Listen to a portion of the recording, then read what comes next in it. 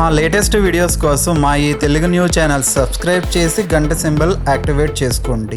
ప్రతిరోజు స్నానం చేసే మహిళలు తప్పనిసరిగా ఈ వీడియోను చూడాలి, లేదంటే చాలా నష్టపోతారు. మనం ప్రతిరోజు చేసే పనులలో స్నానం కూడా ఒకటి. అసలు స్నానం ఎందుకు చేయాలి? స్నానం చేయటం వల్ల మనకు కలిగే లాభాలు ఏమిటి? సైన్స్ ఏం చెప్తుంది? శాస్త్రం ఏం చెప్తుంది? ఆడవారు నగ్నంగా స్నానం చేయటం వల్ల కలిగే నష్టం ఏమిటి అనే రకరకాల ప్రశ్నలు మన మెదడులో ఎప్పటికప్పుడు తలెత్తుతూనే ఉంటాయి. అయితే ఈ ప్రశ్నలన్నిటికీ సమాధానాలు ఈ వీడియోలో తెలుసుకుందాం. అలాగే స్త్రీలు స్నానం చేసే ముందు తప్పనిసరిగా గుర్తుపెట్టుకోవలసిన 12 విషయాలను పరమేశ్వరుడు పార్వతీదేవికి చెప్పాడు. వాటి గురించి కూడా ఈ వీడియోలో తెలుసుకుందాం. ఈ వీడియోలో చెప్పిన ప్రతి విషయం సైన్స్కి మరియు శాస్త్రానికి ముడిపడి ఉంది. జ్ఞానవర్ధకమైన సమాచారం ఈ వీడియోలో తెలియజేయటం జరిగింది. కాబట్టి ఎక్కడా స్కిప్ చేయకుండా ఈ వీడియో మొత్తాన్ని చూడండి. అలాగే మా వీడియో నచ్చితే లైక్ చేసి షేర్ చేయండి. అలాగే మా ఛానల్ని కూడా సబ్స్క్రైబ్ చేసుకోండి. ఇక వీడియోలోకి వస్తే, మన భారతదేశంలో ఉన్న నదులలో గంగా నదికి ప్రత్యేక స్థానం ఉంది. గంగా నది గురించి ఇతిహాసాలలో, పురాణాలలో కూడా చెప్పబడినాయి. గంగా నది మహిమలు చెప్పుకున్న వారికి పాపభయం, రాజభయం, చోరభయం మొదలైన భయాలు నశిస్తాయని భారతంలోని భీష్ముడు ధర్మరాజుకు చెప్పాడు. ఎంతో మహిమను కలిగిన గంగా నదిలో స్నానం చేస్తే మనం చేసిన పాపాలన్నీ కూడా నశించిపోతాయని మన పెద్దలు కూడా చెప్పారు. అయితే నిజంగానే గంగా నదిలో స్నానం చేస్తే మనం చేసిన పాపాలు తొలగిపోతాయా అనే సందేహం మనలో చాలామందికి వచ్చే ఉంటుంది. ఇదే ప్రశ్న ఒకసారి పార్వతీదేవి మదిలో కూడా వచ్చింది.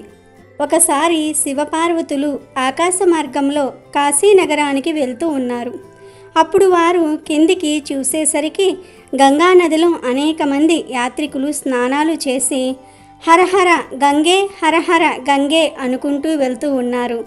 కానీ వారి ముఖాల్లో ఆనందం లేదు. వారు ఇంకా దుఃఖంతో, బాధతో ఉన్నారు. అది చూసి పార్వతీదేవి ఆశ్చర్యపడి శివుడితో, నాథ, ఇంతమంది గంగలో స్నానాలు చేస్తూ ఉన్నారు కదా, గంగా నదిలో స్నానం చేసినట్లయితే సమస్త పాపాలు, దుఃఖాలు తొలగిపోతాయి అంటారు కదా, మరి వీరి పాపాలు, దుఃఖాలు ఎందుకు తొలగిపోలేదు? గంగా నదిలో అంత శక్తి లేదా అని సందేహం వెళ్ళబుచ్చింది. ఆ మాటలు విన్న శివుడు చిరునవ్వుతో, దేవి, గంగా నదిలో ఇప్పటికీ ఎప్పటికీ శక్తి అలాగే నిలిచి ఉంటుంది. కానీ ఈ మనుషులందరూ పాపనాశిని అయిన గంగలో స్నానమే చేయలేదు. మరి ఇక వారికి మంచి ఎలా జరుగుతుంది అని అంటాడు. అప్పుడు పార్వతీదేవి ఆశ్చర్యంతో, ఏంటి, వీళ్ళు స్నానం చేయలేదా? అదేమిటి స్వామి అలా అంటున్నారు? అందరూ గంగా నదిలో స్నానం చేసే కదా వెళ్తూ ఉన్నారు. వాళ్ళ ఒళ్ళు కూడా తడిగానే ఉంది చూడండి అంది. అప్పుడు పరమేశ్వరుడు, పార్వతి, వీళ్ళు కేవలం నదిలో మునిగి వస్తున్నారు, అంతేగాని మనస్ఫూర్తిగా గంగా స్నానం చెయ్యట్లేదు. నేను నీకు ఒక రహస్యాన్ని చెప్తాను. రేపు బాగా వర్షం కురుస్తుంది. నదిలోనికి నీరు బాగా వస్తుంది. ఆ నీటిలో నేను మునిగిపోతున్నట్లు నటిస్తాను. నువ్వు నా భార్యలాగా నటించు. అప్పుడు నీ ప్రశ్నకు సమాధానం దొరుకుతుంది అని చెప్తాడు. పార్వతీదేవి కూడా సరే అంటుంది. మర్నాడు జోరున వర్షం పడుతుంది. దాంతో గంగా నది పొంగి పొర్లుతుంది. ముందు రోజు శివుడు చెప్పిన ప్రకారం పార్వతి పండు ముత్తైదు రూపం ధరించి, శివుడు ఒక వృద్ధుడి రూపం ధారణ చేశారు. అప్పుడు ఆ పండు ముత్తైదువు గంగానది ఒడ్డున కూర్చుని గంగలో మునిగిపోతున్న ఒక వృద్ధుణ్ణి చూపిస్తూ, దయచేసి నా భర్తను కాపాడండి అంటూ కేకలు వేయసాగింది. ఆ మాటలు విని ఈత వచ్చిన చాలామంది గంగలో దూకి ఆమె పతి ప్రాణాలను రక్షించేందుకు ముందుకు వచ్చారు. అలా వారు రాగానే వృద్ధురాలు, అయ్యా, నా భర్త ఎటువంటి పాపాలు చేసి ఎరుగడు కనుక ఎటువంటి పాపాలు చెయ్యని వారే ఆయన్ని కాపాడడానికి నదిలో దిగండి. పాపాత్ములెవ్వరైనా సరే ఆయనను ముట్టుకుంటే వెంటనే ఆయన ప్రాణాలు పోతాయి. అంతేకాదు, ఆయనను తాకిన వారి తల బద్దలవుతుంది. కనుక మీలో పాపరహితులైన వారు మాత్రమే ఆయనను రక్షించేందుకు పూనుకోండి అని హెచ్చరిస్తుంది. ఆ మాటలు విని వచ్చిన వారందరూ కూడా వెనక్కి వెళ్ళిపోతారు. అలా ఆ రోజంతా శివపార్వతులు వృద్ధ దంపతుల రూపంలో గంగానది దగ్గరే ఉన్నారు. కానీ ఎవరూ వారికి సాయం చేయలేకపోయారు. సాయంత్రం సూర్యాస్తమయమవుతుంది. అప్పుడు ఒక వ్యక్తి వచ్చి, అమ్మా, నేను నదిలో దిగి నీ భర్తను కాపాడుతాను అని చెప్పి నదిలో దూకి కొట్టుకుపోతున్న వృద్ధుడి రెక్క పుచ్చుకుని తన వీపు మీద ఆయనను మోస్తూ ఒడ్డుకు తీసుకువచ్చాడు. అప్పుడు వృద్ధురాలు రూపంలో ఉన్న పార్వతీదేవి అతనికి కృతజ్ఞతలు చెప్తూనే, నాయనా, నీవు ప్రాణాలకు తెగించి మరీ నా మాంగళ్యం దక్కించావు. నీవు పాపరహితుడవా? నీ జీవితంలో ఎలాంటి పాపాలు చేయలేదా అని అడిగింది. దానికి ఆ వ్యక్తి నిస్సంకోచంగా, అమ్మా, నేను ఇంతకు ముందే గంగా స్నానం చేశాను. ఆ స్నానంతో నేను ఇప్పటి వరకు చేసిన పాపాలన్నీ కూడా పోయాయి. గంగా స్నానంతో పునీతుడిని అయ్యాను. అందుకే నీ పతి ప్రాణాలు రక్షించేందుకు వచ్చాను అని చెప్తాడు. అప్పుడు పార్వతీ పరమేశ్వరులు ఎంతో సంతోషించి ఆ వ్యక్తికి తమ నిజరూప దర్శనమిచ్చి అంతులేని సంపదలను ప్రసాదించి అంతర్ధానమయ్యారు. చూశావా దేవి, అంతమంది జనంలో ఆ వ్యక్తి మాత్రమే గంగా స్నానం చేశాడు. ఎవరైతే భక్తి శ్రద్ధలతో విశ్వాసంతో గంగా స్నానం చేస్తారో వారికే గంగా స్నానం చేసిన ఫలితం కలుగుతుంది. అదే కేవలం ఎవరైతే డాంబికాల కోసం మాత్రం స్నానం చేస్తారో వారికి వాస్తవిక ఫలితాలు కలుగుతాయి. ఈ మాటను చెప్పి పరమేశ్వరుడు పార్వతీదేవితో, నేను నీకు ఇప్పుడు ముఖ్యమైన 12 విషయాలు చెప్తాను. ఈ 12 విషయాలు పాటించిన వారికి కష్టాలు దుఃఖాలు దరిచేరవు, సకల సంపదలు చేకూరుతాయి, శ్రద్ధగా విను అని చెప్తారు. ఈ 12 విషయాలు మనకు కూడా చాలా ముఖ్యకరమైనవే, కాబట్టి మీరు కూడా శ్రద్ధగా వినండి. పరమేశ్వరుడు పార్వతీదేవికి చెప్పిన 12 విషయాలలో మొదటిది, ప్రతిరోజు స్నానం ఉదయాన్నే చేయాలి. ఉదయం పూట స్నానం చేయటం వల్ల శరీరానికి నూతన ఉత్తేజం వస్తుంది. ఎవరైతే ప్రతిరోజు ఉదయాన్నే స్నానం చేస్తారో వారు భవిష్యత్తులో ఉత్తీర్ణులు అవుతారు. ఇక రెండవది శాస్త్రంలో చెప్పబడింది, స్నానం చేయటం వల్ల 10 సద్గుణాలు లభిస్తాయి. రూపం, తేజస్సు, ఆరోగ్యము, ఆయుష్, పవిత్రత లభిస్తాయి. ప్రతిరోజు స్నానం చేయటం వల్ల మేధాశక్తి పెరుగుతుంది. శరీరంలో ఉన్న రుగ్మతలు నశిస్తాయి. ప్రతిరోజు స్నానం చేసే వారి దగ్గర సకారాత్మక శక్తులు అనేవి పుష్కలంగా ఉంటాయి. అందుకే ఉదయం స్నానం శుభ స్నానంగా పరిగణించారు మన శాస్త్ర పండితులు. ఉదయాన్నే స్నానం చేయటం వల్ల మీపై ఉన్న నెగిటివ్ ఎనర్జీ ప్రభావం తగ్గుతుంది.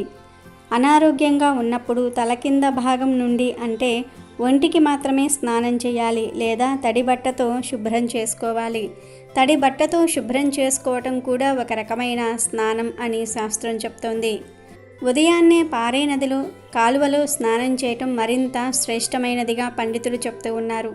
ఇలా స్నానం చేయటం వల్ల శరీరానికి బలం వస్తుంది.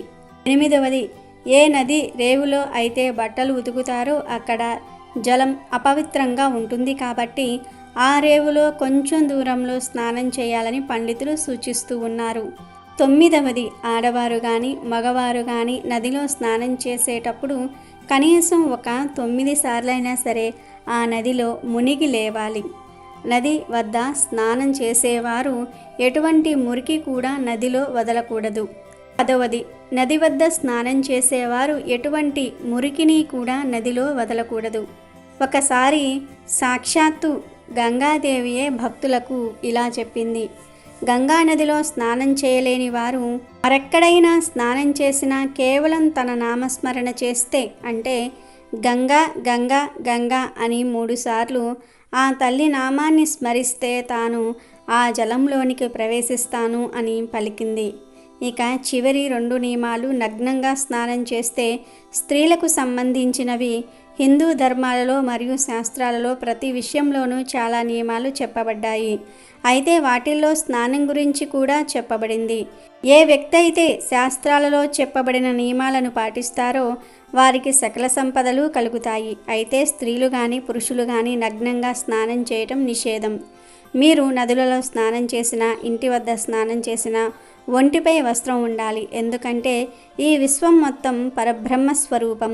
భగవంతుడు అన్ని చోట్ల ఉంటాడు. మీరు నగ్నంగా స్నానం చేయటం వల్ల భగవంతుణ్ణి కించపరిచిన వారు అవుతారని శాస్త్ర పండితులు చెప్తూ ఉన్నారు.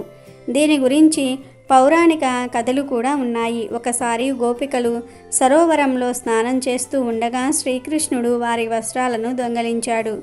ఈ విషయం మన అందరికీ తెలిసిందే. అయితే అప్పుడు గోపికలకు శ్రీకృష్ణుడు ఒక విషయం చెప్తాడు. ఎక్కడా కూడా నిర్వస్త్రంగా స్నానం చేయకూడదు. దానివల్ల జలదేవుణ్ణి అవమానించినట్లు అవుతుంది. ఎవరైతే నగ్నంగా స్నానం చేస్తారో వారికి శరీర బలం తగ్గుతుంది. ఆర్థిక సమస్యలు, ఆరోగ్య సమస్యలు తలెత్తుతాయి.